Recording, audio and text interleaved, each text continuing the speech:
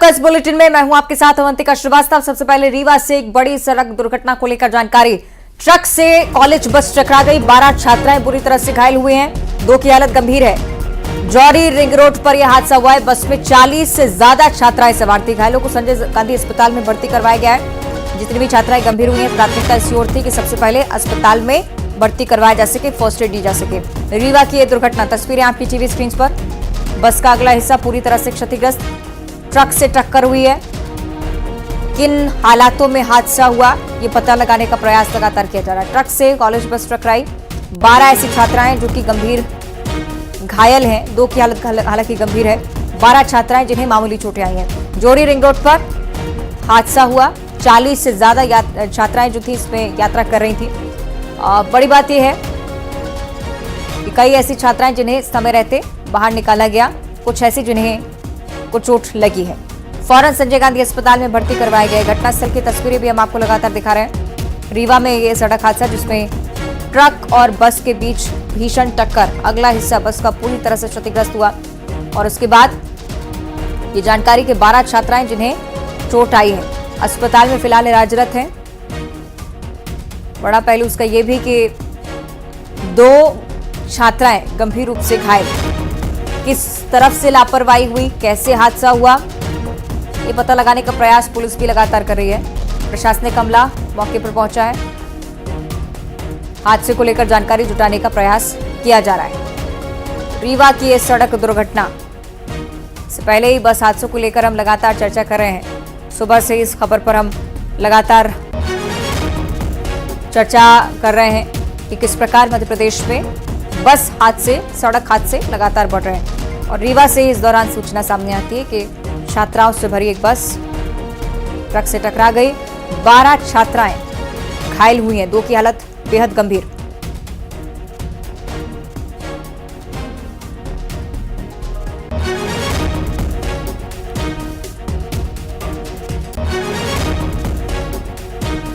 और अगली खबर इंदौर से, जहां लूट के मामले में 2 पुलिस वालों को गिरफ्तार किया गया है। दोनों पर इंदौर अहमदाबाद बस के ड्राइवर से 14 लाख की लूट का आरोप है। इन आरोपी पुलिस वालों के नाम योगेश सिंह चौहान और दीपक यादव है। दोनों चंदन नगर थाने में तैनात थे। बस को रोका, ड्राइवर से रुपयों से भरा पार्सल छीन लिया। मामले की जानकारी डीसीपी को दी गई है और डीसीपी के निर्देश पर ही जांच बैठा दी गई है दोनों आरोपी पुलिसकर्मियों के खिलाफ। हालांकि लुटेरे पुलिस वाले गिरफ्तार हो चुके हैं। बस को रोककर लूटपाट की वारदात को अंजाम दिया था। डीसीपी के पास जैसी सूचना पहुंची, जांच को लेकर उनकी तरफ से सीधे निर्देश। ये पता लगाया जाएगा कि आखिर कब से लूट की वारदात को अंजाम दे रहे थे, कहां और क्या क्या उन्होंने लूटा था। हालांकि फिलहाल गिरफ्तार हुए हैं, कार्रवाई में जुटी हुई है पुलिस।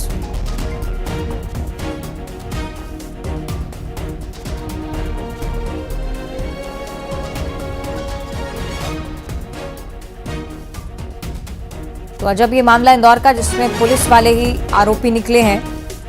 वारदात को अंजाम दिया, बस को रुकवाकर ड्राइवर से पैसों का पार्सल छुनाया था और साथ ही साथ अन्य यात्रियों के साथ भी छीना झपटी की थी। योगेश सिंह और दीपक यादव दोनों ही पुलिसकर्मियों के नाम है। लूट की वारदात को हो सकता है कि बहुत लंबी समय से भी अंजाम दे रहे हैं।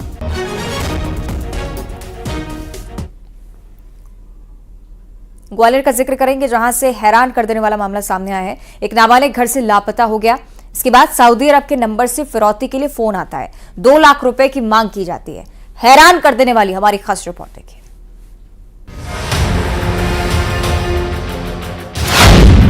घर से लापता हुआ नाबालिग,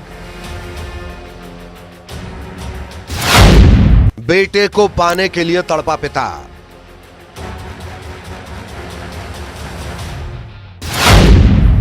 पिता ने घोषित किया इनाम, सोशल मीडिया पर घोषित हुआ इनाम। इनाम देख सक्रिय हुए ठग।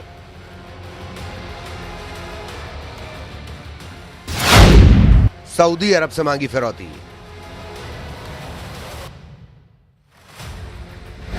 जी हां, सावधान रहिए ऐसे ठगों से जो सोशल मीडिया पर पोस्ट देखकर आपसे फिरौती मांग सकते हैं।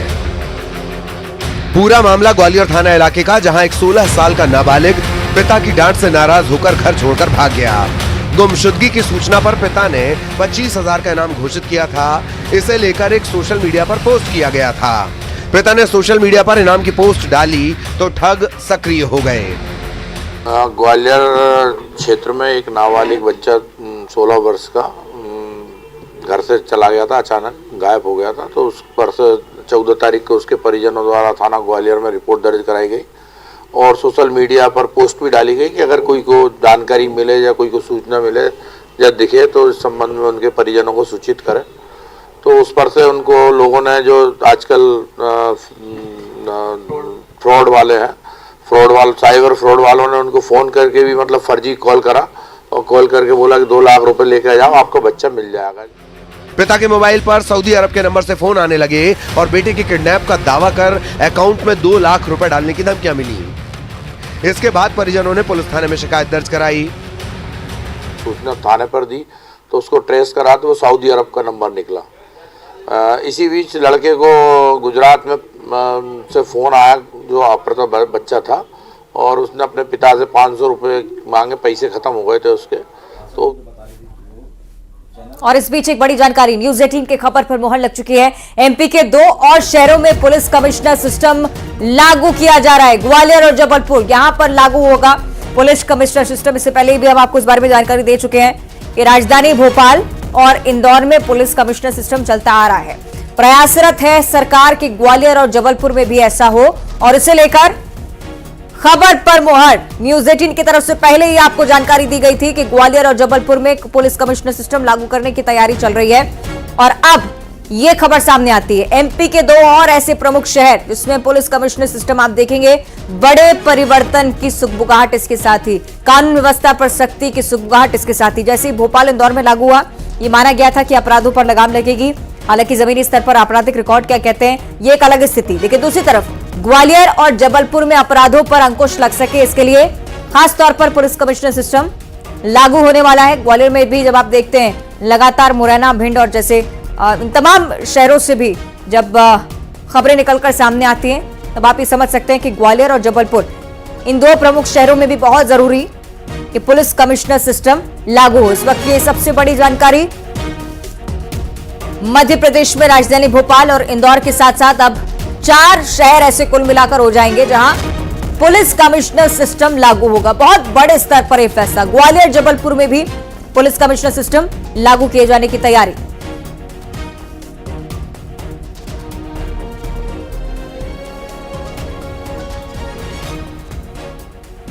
हमारे साथ न्यूज एडिटर सुधीर दीक्षित जी जुड़ रहे हैं, उनका भी हम रुख कर लेते हैं। सुधीर जी, कितना महत्वपूर्ण फैसला ग्वालियर जबलपुर दोनों शहरों के लिहाज से? देखिए, बिल्कुल, इससे पहले इंदौर और भोपाल में जब पुलिस कमिश्नर प्रणाली लागू हुई थी तब उस सिस्टम पर सवाल उठाए जा रहे थे कि मध्य प्रदेश में पुलिस कमिश्नर प्रणाली कितनी सक्सेसफुल होगी।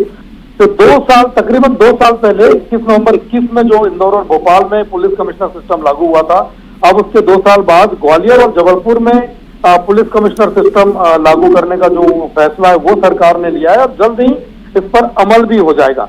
सबसे बड़ी बात यह है कि नए मुख्यमंत्री मोहन यादव ने भी ये कहा था कि जल्द ही इन दोनों शहरों में पुलिस और प्रशासन की जो व्यवस्था है, जो प्रधानमंत्री नरेंद्र मोदी की जो गारंटी है उसके तहत पुलिस कमिश्नर सिस्टम लागू होगा। सीएम यादव ने पहले भी ये बात कही थी, डॉक्टर मोहन यादव ने, उन्होंने कहा था कि अपराध पर नकेल कसने के लिए लगातार कड़े कदम उठाए जा रहे हैं और इसी कदम में जो इसका अगला जो स्टेप है वो ये है कि ग्वालियर और जबलपुर में पुलिस कमिश्नर सिस्टम लागू किया जाएगा।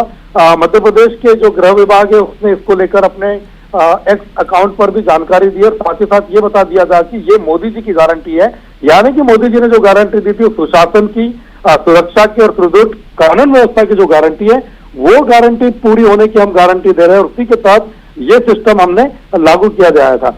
अब सबसे महत्वपूर्ण बात ये हो जाती है, पुलिस कमिश्नर सिस्टम जब भी किसी बड़े शहर में लागू होता है तो उसकी जो सीमाएं होती है वो बहुत ज्यादा फैली हुई होती है और बड़े शहरों में जब कभी भी कोई अपराध होता है या आपराधिक गतिविधि की दर होती है वो हमेशा ज्यादा होती है।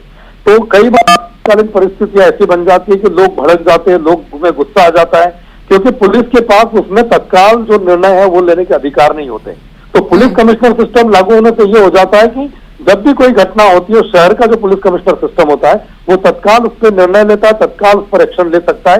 तो ऐसी स्थिति में जो पुलिस शहर की जो कानून व्यवस्था है वो सुधारने में भी मदद मिलती है। लेकिन तो सुधीर निश्चित जी, तौर पर बीच में एक ऐसा समय भी मध्य प्रदेश में हमने देखा है जब भोपाल और इंदौर में पुलिस कमिश्नर सिस्टम को लेकर सवाल खड़े होने लगे थे, चूंकि माना जा रहा था कि आपराधिक रिकॉर्डों में लगातार इजाफा हो रहा है, और ग्वालियर और जबलपुर इन शहरों की जब आप बात करते हैं, पहले से बहुत सारे अपराध यहां पर हो रहे हैं। एक बड़ी चुनौती पुलिस के लिए क्या नहीं होगी यहां पर?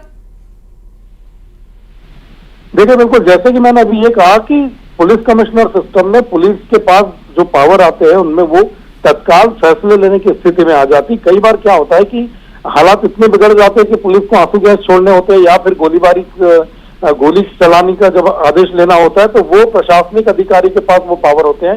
इसके बाद ये जो पावर होते हैं वो पुलिस कमिश्नर के पास आ जाते हैं। तो कोई भी जो अप्रिय स्थिति होती है जिसमें शहर की जो व्यवस्था है, कानून व्यवस्था या सामाजिक व्यवस्था बिगड़ने का जब डर होता है, तो तब पुलिस के पास ज्यादा अधिकार होते हैं। पुलिस त्वरित निर्णय लेकर उन पर कंट्रोल कर सकती है।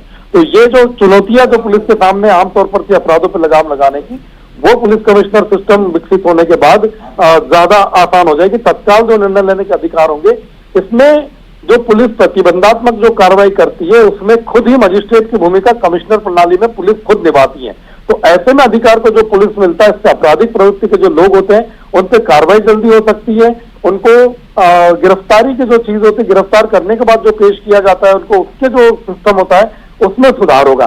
सबसे बड़ी चीज होती है कि वरिष्ठ अधिकारी जो होते हैं उनके पास जो हमारा सीआरपीसी होता है, जिसको हम क्रिमिनल प्रोसीजर एक्ट जिसको हम बोलते हैं, उसके तहत ऐसे कई अधिकार आ जाते हैं कि जो पुलिस अधिकारी कई तरह के फैसले लेने के लिए स्वतंत्र होते हैं और उनको प्रशासनिक अधिकारियों के या एसडीएम के, तहसीलदार या कलेक्टर के पास से जो है अनुमति लेने की आवश्यकता इसमें नहीं होती। वो स्वयं ही इसमें सक्षम हो जाते हैं। लेकिन साथ ही साथ एक चीज और देखनी, जैसे आपने अवंतिका चुनौती की जो आपने बात की है, तो पुलिस कमिश्नर सिस्टम लागू होने के बाद पुलिस अधिकारियों की जवाबदेही ज्यादा बढ़ जाती है।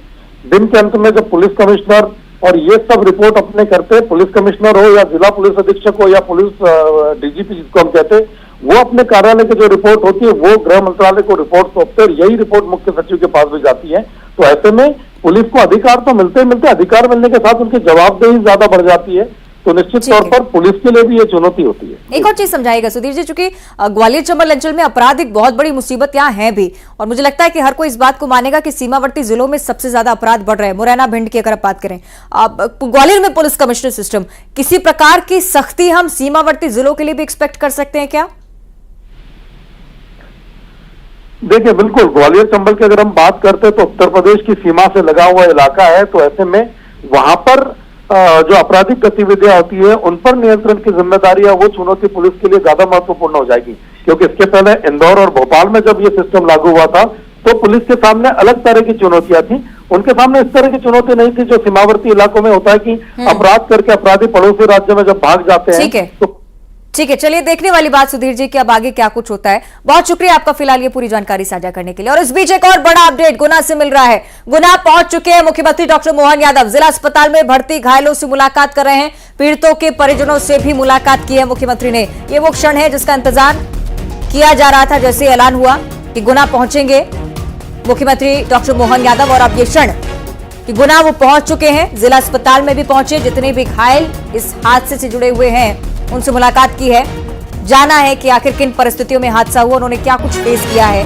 पीड़ितों के परिजनों से भी बातचीत की है। ये तस्वीरें आप देखिए, बहुत बड़ी संख्या में लोगों की मौजूदगी यहां पर, और सबसे महत्वपूर्ण वो लोग जिन्होंने अपनों को इस हादसे में खोया है, उनसे मुलाकात करना बहुत जरूरी था मुखिया का। और आज जब पहुंचे हैं डॉक्टर मोहन यादव यहां पर, तो सिलसिलेवार मुलाकात का दौर जारी। सबसे पहले तस्वीरें न्यूज 18 आप तक पहुंचा रहा है किस प्रकार से बहुत बड़ी संख्या में लोग यहां पर आ गए हैं, क्योंकि मुख्यमंत्री डॉक्टर मोहन यादव की मौजूदगी, और उम्मीदों भरी निगाहों से देख रहे हैं मुखिया की ओर सभी कि कहीं ना कहीं कोई सहायता उनकी तरफ से भी सामने आएगी। जरूरी यह भी कि कड़े निर्देश अगर मुख्यमंत्री की तरफ से आए हैं तो कार्रवाई भी त्वरित हो। ये तस्वीरें आप देखिए, सबसे पहले ये तस्वीरें न्यूज 18 आप तक पहुंचाता हुआ घायलों से मुलाकात कर रहे हैं, समझ रहे हैं स्थिति कि आखिर क्या वहां पर हुआ था और मौजूदा हालात अभी क्या है। ये देखिए, परिजनों से भी जानकारी लेने का प्रयास उनकी तरफ से, वो बता रहे हैं कि किन हालातों को उन्होंने फेस किया है। उनके परिजन जब इस स्थिति में हैं तो उसके पीछे जिम्मेदारों को लेकर क्या कार्रवाई होगी, ये एक बड़ा प्रश्न हो सकता है कि उनके मन में जरूर उठ रहा हो। ये देखिए तस्वीरें, डॉक्टर मोहन यादव फौरन गुना पहुंचे, संवेदनशीलता भी व्यक्त करता है ये दृश्य। कि कैसे एक एक व्यक्ति के पास पहुंचकर मुख्यमंत्री की तरफ से जानकारी ली जा रही है, कहां चूक हुई, कहां लापरवाही हुई, इसे लेकर पहले बात हो चुकी है। लेकिन अब घायलों के लिए मदद मुहैया कराना सरकार की प्राथमिकता। मुआवजे का ऐलान हो चुका है, 4 लाख रुपए परिजनों को जिन्होंने अपनों को खोया और घायलों के लिए 50,000 रुपए की सहायता राशि। प्रयास ये किया जा रहा है कि जितने लोग झुलसे हैं, जितने लोग गंभीर रूप से घायल हैं, उनसे मुख्यमंत्री की मुलाकात हो सके, परिजनों से बातचीत हो सके, जिससे कहीं ना कहीं बल मिलता है। ये तस्वीरें आप देखिए, कंधे पर हाथ रखकर ढांढस बंधाने का प्रयास कि सब कुछ ठीक हो जाएगा। डॉक्टर मोहन यादव को आप देख रहे हैं मुख्यमंत्री के तौर पर जब वरिष्ठ नेता, और ये देखिए प्यार से समझाना, चूंकि आंखें नम है। ऐसा हादसा जिसने निश्चित ही मध्य प्रदेश को झकझोर कर रख दिया है। तमाम ऐसे सवाल जो कि सख्ती के साथ उठाए जाते ही हैं। दूसरी तरफ वो परिजन जिनकी आंखें नम है इस हादसे के बाद, उनके लिए बहुत ज्यादा जरूरी कि न्याय को लेकर भरोसा दिया जाए। आंसू पोंछते हुए परिजनों के ये शायद भरोसा देने का प्रयास मुख्यमंत्री की तरफ से कि आप चिंता मत करिए, जो दोषी होगा उनके खिलाफ कार्रवाई होगी। लेकिन अभी बहुत जरूरी कि घायलों को बेहतर इलाज मिल सके, जिसके निर्देश पहले ही मुख्यमंत्री की तरफ से जारी हो चुके हैं। और ये देखिए खुद परिजनों से मुलाकात कर मुख्यमंत्री की तरफ से जानकारी जुटाई जा रही है कि हालत फिलहाल कैसी है घायलों की। देखिए एक एक बेड के करीब पहुंचकर उनके परिजनों से बातचीत का प्रयास। तस्वीरें लगातार हम आपको दिखा रहे हैं, तमाम उनके सहयोगी उनके साथ मौजूद हैं। वो तो सही यार, यहाँ 1000 लोग हैं। और जो मदद मध्य प्रदेश सरकार की तरफ से इन घायलों को दी जा रही है वो क्या पर्याप्त है, शायद ये पता लगाने का प्रयास भी मुख्यमंत्री की तरफ से होगा।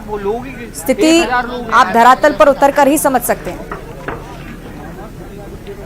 और यही प्रयास शायद मध्य प्रदेश के मुखिया इस वक्त करते हुए परिजनों को आप देखिए समझा रहे हैं कि आखिर किन परिस्थितियों में घटना घटी, क्या कुछ देखा है उनके अपनों ने।